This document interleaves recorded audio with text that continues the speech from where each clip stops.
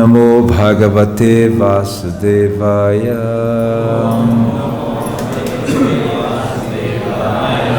Om Namo Bhagavate Vasudevaya. Om Namo Bhagavate Vasudevaya.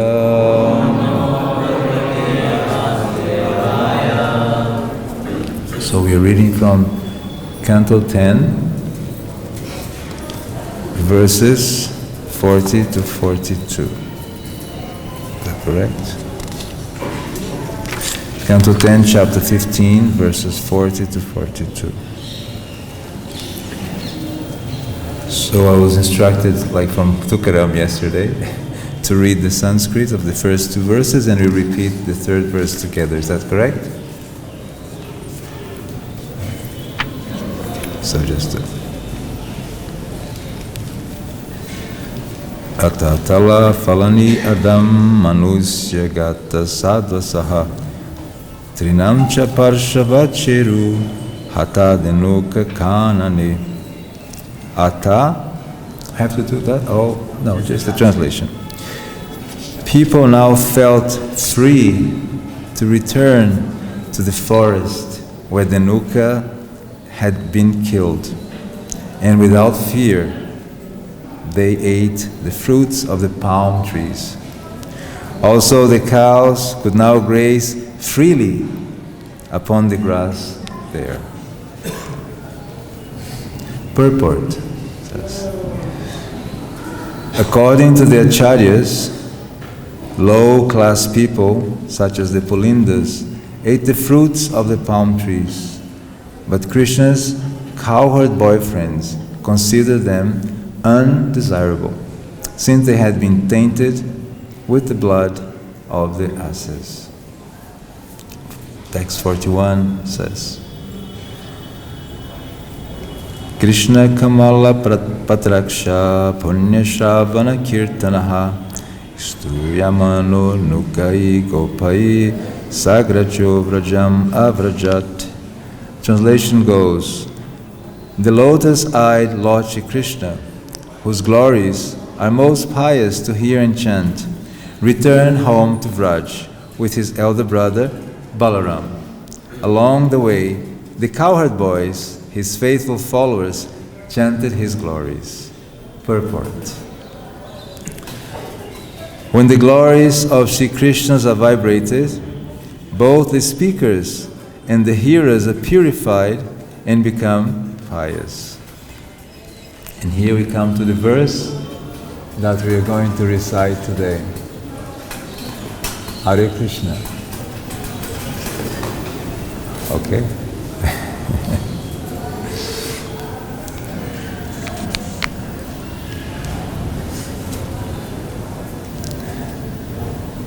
Tam go-rajaś-churita-kuntala-baddha-barha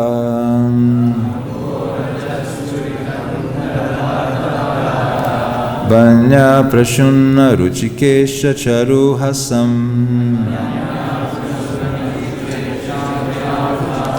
veṇum kvaṇantam anugair upagīta-kīrtiṁ gopyo dṛśaḥ abhyagaman sametāḥ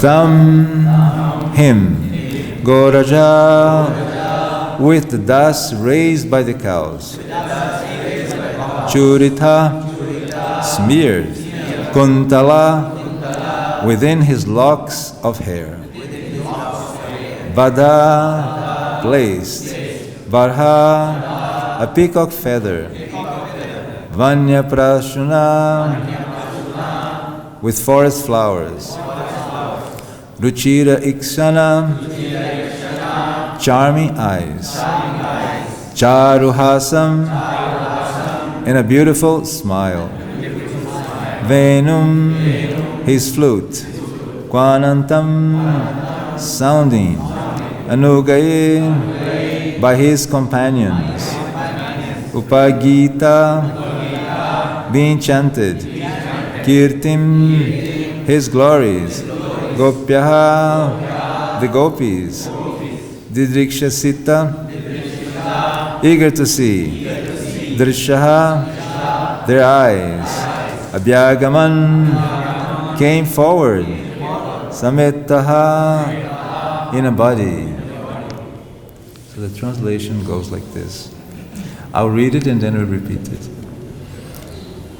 Lord Krishna's hair, powdered with the dust raised by the cows, was decorated with a peacock feather and forest flowers. The Lord glanced charmingly and smiled beautifully, played upon his flute while his companion chanted his glories. The gopis all together came forward to meet him, their eyes very eager to see him. Let's repeat. Lord Krishna's hair, powdered with the dust raised by the cows, was decorated with a peacock feather and forest flowers. The Lord glanced charmingly and smiled beautifully, playing upon his flute, while his companions chanted his glories. The gopis all together came forward to meet him, their eyes very eager to see him. Purport by Srila Prabhupada. Not by Srila Prabhupada, by the disciples of Srila Prabhupada. Inspired by Srila Prabhupada. Inspired by Srila Prabhupada. Superficially, the gopis were young married girls, and therefore they would naturally be ashamed and fearful of casting loving glances at a beautiful young boy like Sri Krishna. But Sri Krishna is the Supreme Personality of Godhead, and all living beings are his eternal servants. Thus, the gopis, although the most pure-hearted of all great souls, did not hesitate to come forward and satisfy their love-struck eyes by drinking in the sight of beautiful young Krishna. The gopis also relished the sweet sound of his flute and the enchanting fragrance of his body. Disciple of Srila Prabhupada ki Jai. Srila Prabhupada ki.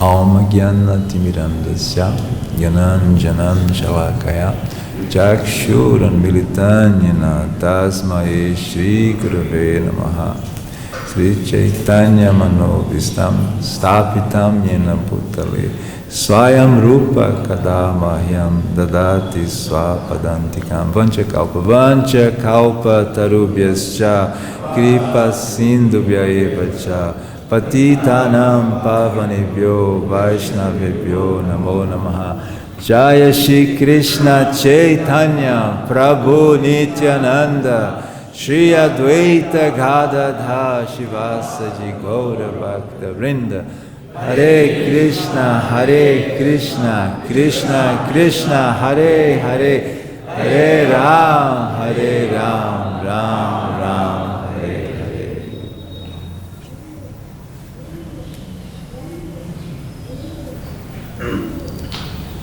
It's a pleasure to be here among such an exalted audience in the holiest place of Sri Vrindavan. And I beg for the permission of all my seniors here to be a humble servant in trying to share my humble realizations in the path of bhakti-yoga. You're all extremely fortunate souls to be here in the place of Sri Vrindavan Dham. Srila Prabhupada would emphasize again and again the rarity of reaching the comprehension of what it means to be close to the sweet pastimes of Shri Krishna in Shri Vrindavan Dham. So all of you are very fortunate souls, and I'm here begging your mercy that one day I may get your fortune. Yesterday we had a beautiful verse, or a beautiful speaker speaking about a beautiful verse, and his point was how the acharyas so poetically describe the landscape of Raj. He very expertly brought so many different angles how this picture is painted. And here in these following verses we can observe that that picture is right there. The acharyas are painting this beautiful picture of the spiritual world so our meditation can enter in that realm.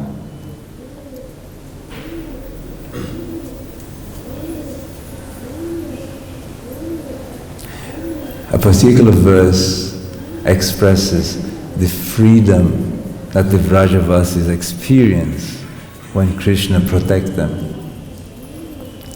And every morning, here in Vrindavan, you chant a special song which has the mood of this chapter. And you know it very well. Yashoda Dulala Govinda Dopala Vrindavana Purandara Gopi Priyajana Radhika Ramana Bhuvana Sundara Bhara. One more time. Yashoda Dulala Govinda Gopala Vrindavana Purandara Gopi Priyajana Radhika Ramana Bhuvana Sundara Bhara. And the verse says, he is the darling of Mother Yashoda, the giver of pleasure to the cows, land, and spiritual senses, and the protector of the cows. He is the Lord of Vrindavan forest, the gopis beloved, and the lover of Radhika, the most beautiful personality in all the world. And here in this verse, we are brought to all these elements that this stanza is talking about. You have the gopas, you have the cows, you have the gopis, now appreciating Krishna when he comes back like a king with his hair covered in dust by the dust coming from the cows.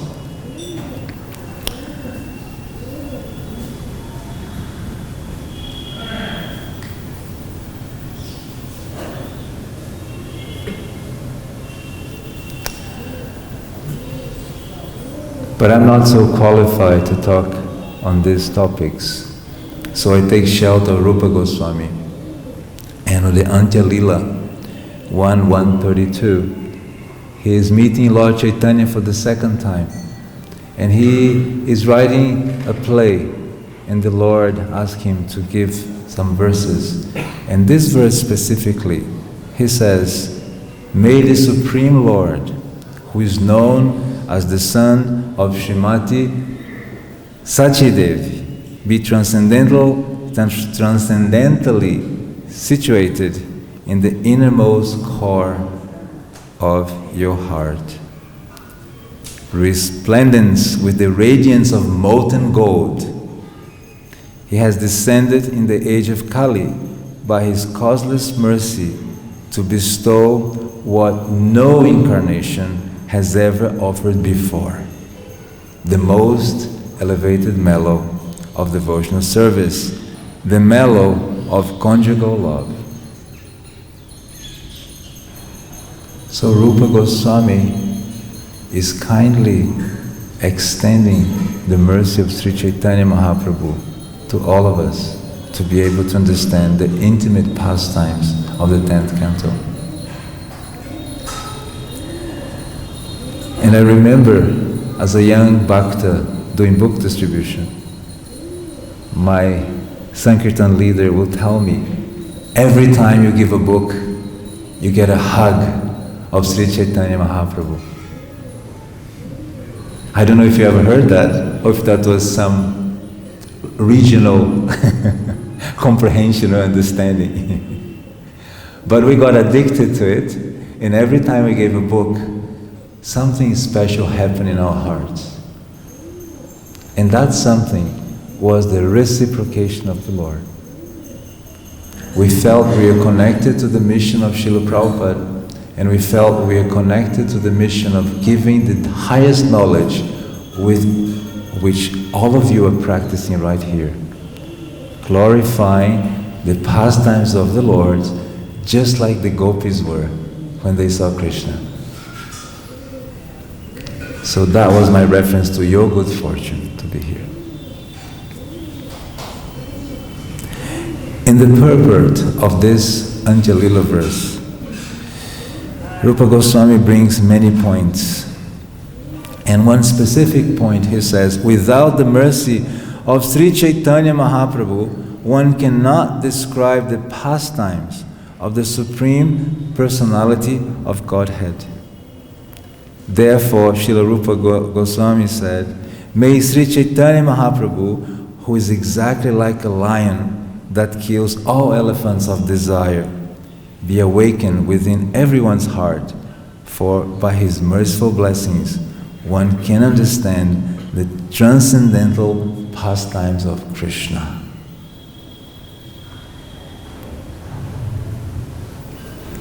When I read this, I felt a great inspiration, a great hope.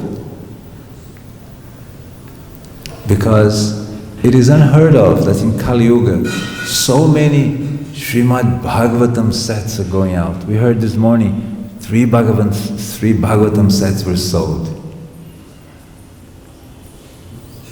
Just like this. So many books. Hare Krishna became a household word. Everybody in the whole planet has heard Hare Krishna, which used to be the most secret of all transcendental secrets. The intimate connection with Shri Radha and Krishna.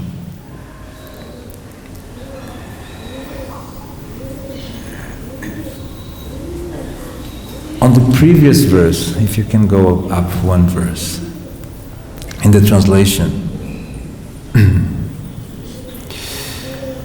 it says, the lotus-eyed Lord Shri Krishna, whose glories are most pious to hear and chant, return home with his elder brother Balaram. Along the way, the cowherd boys, his faithful followers, chanted his glories. The theme which is permeating these verses is the glorification of Krishna. And by doing that, transcendental pleasure is imbibing our being.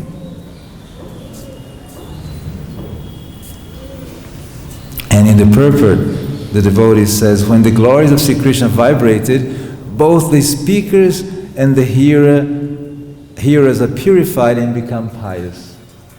So Srila Prabhupada, when he was traveling to America, he was wondering how he would convince nations which are so engrossed in the modes of passion and ignorance, mostly ignorance, would understand the transcendental pastimes of Lord Shri Krishna. And in his meditation here in Vrindavan, in the Radha Damodar Mandir, which many of you, I'm sure, go frequently to get his blessings. Have you been there? Whoever has been there, raise your hand. So you do frequently go there. But those of you who haven't been there, who don't go frequently, please do. There Rupa Goswami was personally giving Srila Prabhupada his mercy and instructions and assurance that he would be successful. And what was the weapon that Srila Prabhupada was instructed to take with him? The Srimad Bhagavatam. Srila Prabhupada had no means to publish the Back to Godhead magazine. He had to beg for the paper. He had to personally carry the paper.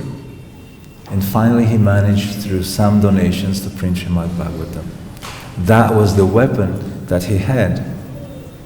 And we can see in this verse, by reciting the Srimad Bhagavatam, both the speaker and the hearers become pious. So Prabhupada would say that the Srimad Bhagavatam class is actually the means for us to transcend. Because by hearing the constant glories of Krishna, we'll be inclined to chant His glories because we are hearing, and that makes us purified. And the book distributors, the Harinam parties, the preachers, they're doing great beneficial work by spreading the glories of Raj throughout the world. You can imagine that this year we heard from Vaisheshika Prabhu that together the world was able to give how many sets of Bhagavatam? Who can guess? Globally, how many sets of Srimad Bhagavatam did we do last year? How many of you know? Anybody knows? Any guess? He says 50,000. He's a hopeful person. 50,000 sets of Bhagavatam. 50,000 times 20 books. It can be many books. It was a little less. Previous record was 23,000. And this year they managed to do 35,000 sets of Srimad Bhagavatam. It's an amazing feat. And they decided that for 2026, globally as a team, they want to reach 100,000 sets in the year. And he's hoping that all of you and all the devotees globally will take that inspiration to do that.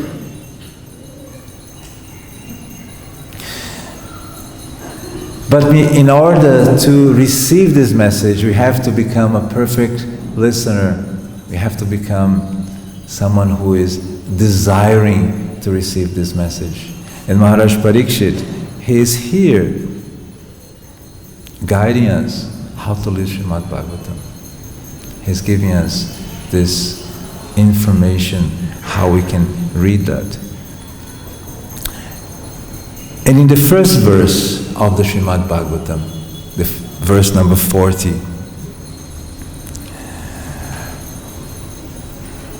the verse describes how the residents of Vraj felt free again to go back to the forest, and the cows to graze freely. The cows could now be free. They were free from a tyranny. Krishna eliminated the tyranny. And we are reminded that Dhenukasura represents a tyrant, which is the gross intelligence. Always telling us, do this, don't do that. How can that be true? He's eliminating that demon from our mind so we can refine our intelligence and understand the higher topics. And the verse brings 2 points. One is the citizens felt free to go to the forest. And the second point is that Krishna, the cows felt free to graze. They could now graze. Prabhupada in 1943 also experienced a tyranny. He was in Calcutta and the British were on the verge of war with the Japanese. The Japanese people had reached Burma. And there was a great worry that they might reach India. And India is celebrated for always having abundant food. Through the villages, the Indian people always had abundant food. So what the British people did is they decided to sink all the ships which had rice in it and fabricate what Prabhupada calls a famine. People were actually hungry because the British people decided to get rid of the rice so that the Japanese people would not get the rice. And for them it was okay if the Indian people starved. Prabhupada mentions that he would buy personally 1 mode of rice, which is about 37 kilos, a bag of 40 kgs, a big bag, for 6 rupees. When he heard about the war, he wanted to stock some food, and the merchant refused to give him the rice. He says, no, I cannot sell you. The next 2 hours he went back, and the price was 50 rupees. You can imagine, if the rice now, in today's price, 1 bag of 40 kilos of rice for a cheap rice of 30 rupees would cost you 1,200 rupees. And tomorrow it's 10,000 rupees. So you can imagine if you had to feed a whole temple, the impact that would have. And for those who had money, they could still secure something. But for the common people, the tyranny was just giving them dying on the roads. It was a common sight to see people on the trees cooking whatever they could find to survive. And Prabhupada said it was very difficult to do that. So Prabhupada had a vision what the tyranny does to you. Prabhupada had a vision what dependence does to you. And he was extremely concerned about that. Because as a young man, he was with Gandhi and he was thinking that if we freed India from the tyranny of the British people, we'll be able to practice and expose our bhakti-yoga to the world. So he carried that. But he was defeated. We hear this. But the great personality, Srila Bhaktisiddhanta Saraswati Thakur. And in that moment, he says, I was very happy to be defeated. He felt happy to be defeated by a great personality. And what was the defeat? Actually, on the 21st, just a week and a half ago, they inaugurated this very place, Uttaganda Junction number 1. This place was the place where the movement started, where Srila Prabhupada received the message from Srila Bhaktisiddhanta Saraswati Thakur to go to the West and preach the message of the Srimad Bhagavatam. So the devotees arranged this place beautifully.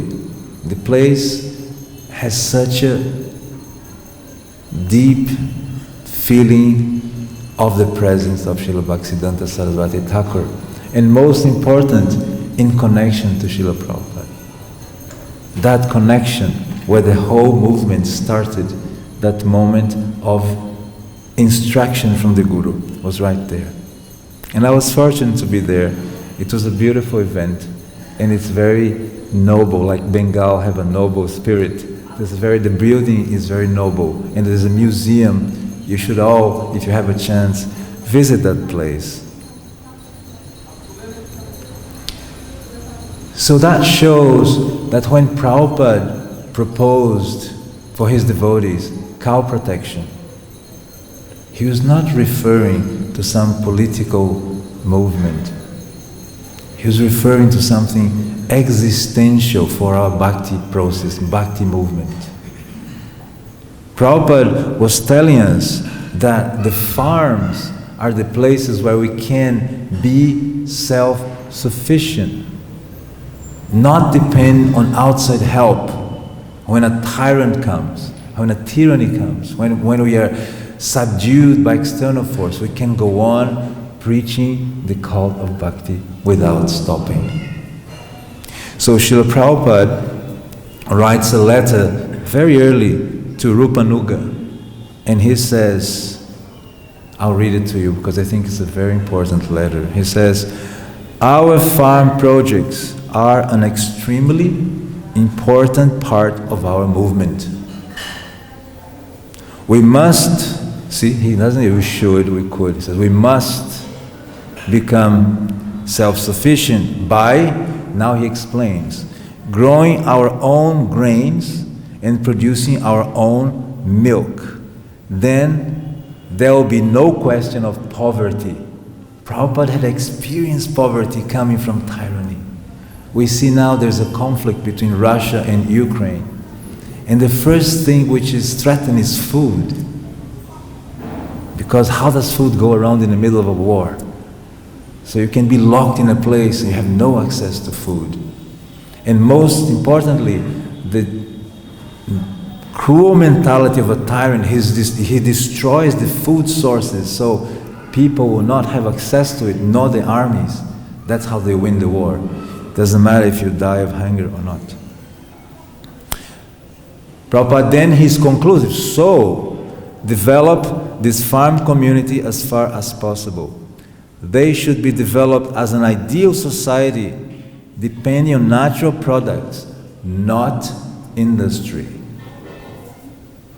Industry has simply created godlessness because they think they can manufacture everything that they need. See, in one letter, Prabhupada he's revealing to us what the world is unpacking as the regenerative movement, the ecological movement, all these new movements of agroforestry, replenishing the planet. Srila Prabhupada was putting it right here in the 60s when nobody is speaking about this except for some back to the land movement remotely from some alternative communities. The world was worried about the American dream of life, having 2 cars, 3 jobs, many sons, and gadgets. That was the American dream. And that was the dream that attracted India. All the Indian people says, "Are, that's Swarga in here. Let's go, let's get our green card." There's a great rush. And the Indian government facilitated that by sending master people, degree people to America. Because they knew that every Indian returns home. And when he comes back, he brings all the knowledge home. So all the computer ITs that you have today was thought out. We send our bachelors and we bring the PhDs with all the knowledge. But Prabhupada is referring to something deeper. He's saying that we must become self-sufficient because then we can continue independent of outside help. And that's the next phase of the movement. Many devotees think, "Oh, I think we were unsuccessful. We haven't been very far." But think about it. How long does it take to establish the highest philosophy of the universe? Pure devotional service to Goloka Vrindavan. Srila Prabhupada did that. And his followers in these last years are trying to expand that. Srimad Bhagavatam, preaching to the scientific academia, building temples, and farm development. This was Prabhupada's very cherished dream. And now it's the time. Because we can see pandemics, wars, we get a glimpse, we get a warning of what's coming. We believe that this system will go on forever. I can pull my credit card, swipe it, and I have everything I want. Prabhupada wasn't so sure. By his writings, we can understand that Prabhupada was not so sure that this system will go on like this forever. He expressed this in many places. In many places. And you may ask me, "So Prabhu, you have traveled all the farms of ISKCON.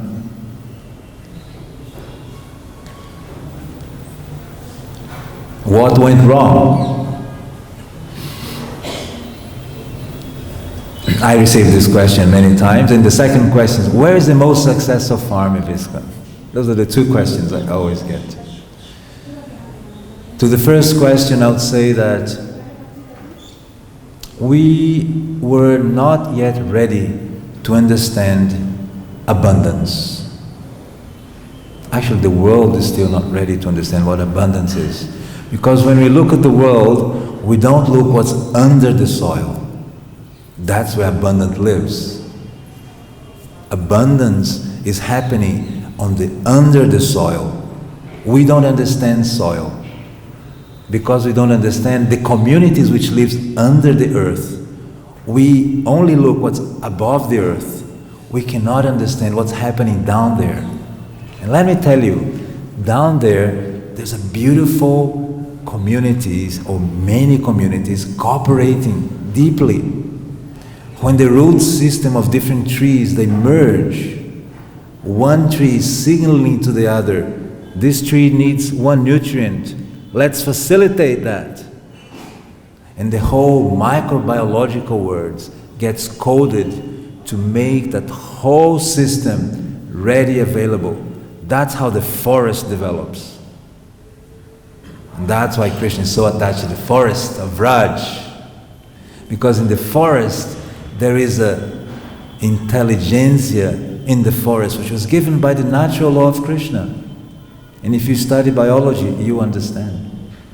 So by understanding that, now you know that that's not anthropocentric.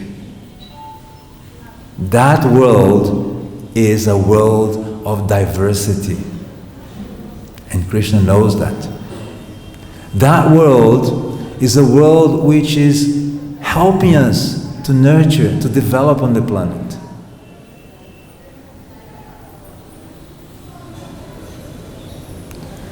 When we bring in anthropocentric ideas, we become external. And everything external needs mechanical means to adjust. Therefore, agriculture is a war. Machines, fertilizer, pesticides kill. I'm the center. I look at the river. What can I get from the river? I don't look at the river as a personality which is part of Krishna's creation. I look at the creation from the perspective, what can this world give me as the center of the universe, the humankind? We have not yet exercised in our discussions, and it's time to do that, to see that Krishna does not think like that. Krishna loves diversity. Krishna enjoys the forest because diversity is there. And when you understand that, our thinking process will be aligned with the abundance that you see in every picture around you. Every picture is showing different animals and trees, but you cannot see what's happening under the earth. You can only see from the grass up. Now is the time for our vision to dive deeper below the soil and understand how that abundance is impacting my abundance, our self-sufficiency. And there are many systems. This is not a theoretical idea. There are many conscious agriculturalists today practicing this and showing this. And I went to many of these places. It's amazing. Instead of me deciding, I'm going to put this crop, they plant many crops and see which one nature allows. And those that it's allowed, you leave it and you take the other ones. So there are many things happening, and Prabhupada had some of this knowledge because he was in touch with Gandhi, and Gandhi was in touch with Albert. And Albert is the father of organic farming in the West. He came to India to teach chemical, and he was simply confused because he saw insects but no pests. The production of India was double of his chemical farming. He got completely confused. How is this possible? So as a humble Britisher, which is a kind of exquisite combination, to be a Britisher and humble simultaneously, but he was both. And by being that combination, he took the farmers and the ecosystem as the teachers. And then he was able to go back to the West and start the organic movement. He went to America, Rotterdam, organic farming, which is biologic agriculture in France. And he was the friends of Steiner, and there's a whole movement right there, starting from India. India usually is the birth of all these revolutions. So now it's a good time for us, members of the Hare Krishna movement, to read from Srila Prabhupada and understand how important this is. And I had 2 slides, did you get it? Yes? I want to show you that gradually we are making progress. I'm going to show you a slide that in one place, you can see this is us, that's ISKCON. Today our society is protecting 5,500 cows. So that's almost a precise data. We only have 20 projects to go that we're able to tell you exactly how many cows, bulls, oxen we have. We'll be able to tell you how much milk is being produced globally. You see, right now it's showing 2,863 liters of ahimsa dairy, cruelty-free dairy produced in our society. It's still very shy because one farm alone, this is per day, in the 60s, but mostly in the 80s, was producing 3,800 liters of ahimsa dairy free a day. One farm was beating the world 2 times. So this is 108 projects across the globe. So by having a number, we can now think, how do we expand? How do we give ahimsa dairy to all deities? How Krishna can get pure milk from all our endeavors? That's a very important goal. So what we're trying to do is, and this is a public site, you can see all the goshalas, and in the future you see every cow, every picture of every cow of ISKCON that is protected. And the second slide, and this is another platform which is being built, which this morning you heard that the Ministry of Cow Protection and Agriculture, which is a GBC initiative, was able to, from many well-wishers of Vrindavan, collect 4.7 lakhs for the pleasure of the deities and of the cows of Vrindavan. So, for the first moment, the GBC body is putting together a platform to assist financially in a systematic way all the farms of our movement. So, I'm hopeful. I've traveled, I've seen, there's a lot of success. One farm from 30 hectares now has 200 hectares, and they're growing wheat, and they're making bread and biscuits organic and selling it. Another farm in Czech Republic, they have all worked out. The government is learning from them. In India, I hear there's so many initiatives with ISKCON, Friends of ISKCON, farms. The movement is coming up, and you will see very soon it will surface, very soon. And it's a good time for us to get a grip on it, because in these farms we can replicate Raj. Devotees can have time to stay the whole day doing 24 kirtan and not have to travel to the west to make a little money to continue the 24/7 kirtan party. You'll be able to have your grains and your food and your families all accommodated in that place and do your bhajan throughout. And just to finalize, I'd like to say that Govardhan Eco-Village is one of our champions. And both His Holiness Radhanath Swami and Gauranga Prabhu, who is arriving today, they have told me personally, if only they had known the impact that this aspect has on people and on the preaching, they would have done it 2 decades ago. I met a lady on a plane in Mumbai, and she was looking at me, and I never had met her. And she looked at me, and again, and finally I said, Hare Krishna. And there was a row of 5 people, and all said, Hare Krishna. And I said, oh, Hare Krishna. And then they said, you live in India? I said, yes. And then I said, were you in India? Yes, we were. We were in Govardhaniko village. We were bored at home in America, so we thought, let's make a retreat and go to Govardhaniko village. And they did. So you can imagine, someone from North America looked up, booked, and the children were smiling here, they were happy. The lady was super happy, so much that she wanted to talk to me. I didn't even know her. And she wanted to share how she was overflowing with bliss. So it's a great model for us. It's a good time. I'm really happy with Vrindavan. My small report was the Goshala and the farm are making good progress.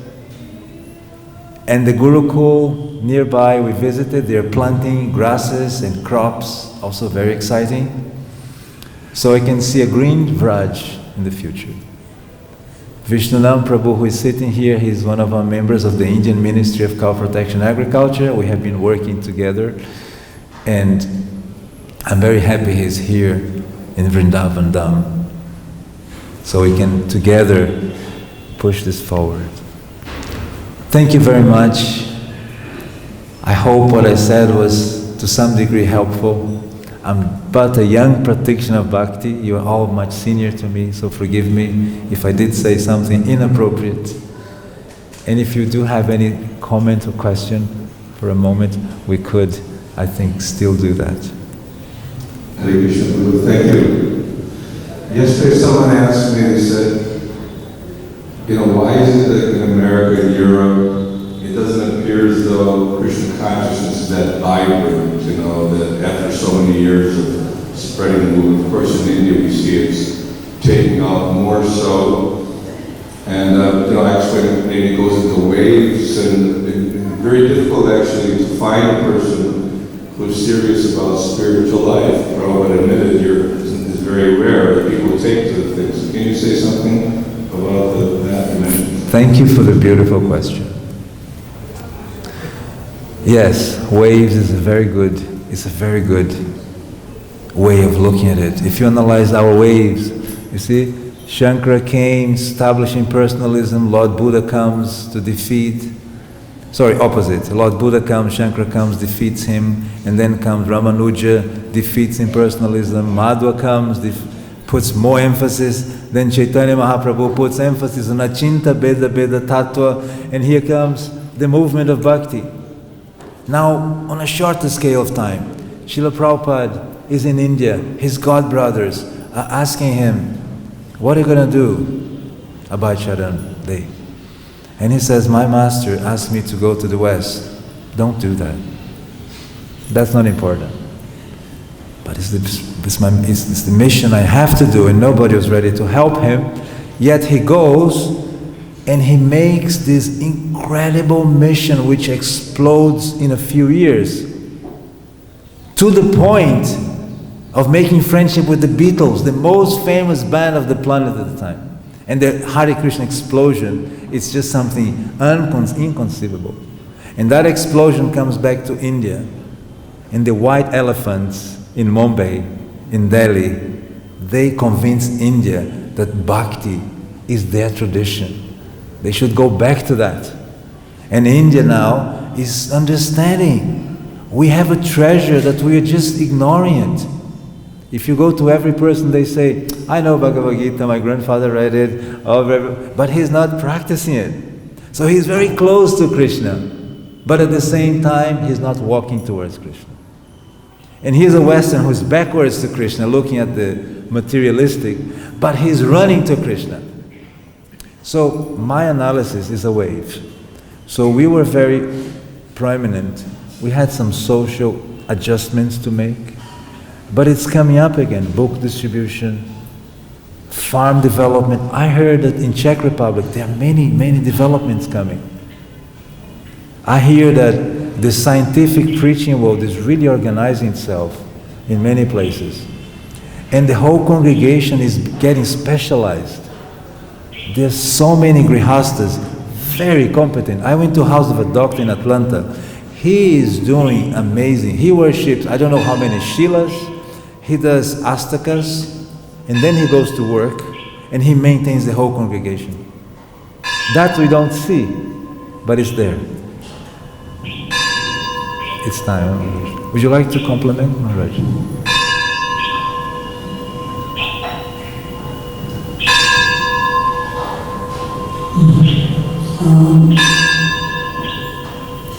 Can you enlighten us about the Brahmin cultures that Maria Sunanda Maharaj used to live with cows? I'm not sure if you are promoting and propagating that those who have some Vaishya tendencies and the family should have a cow and a calf as a family member. Because I'm not sure about this word cow protection. It's not in British culture, because cows are members of the family.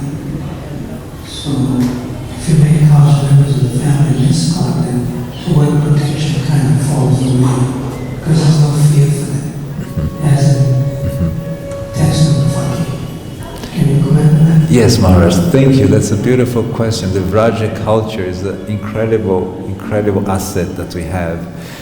And if you think of cow protection, or if you think of cows as a house, the foundation would be cow protection.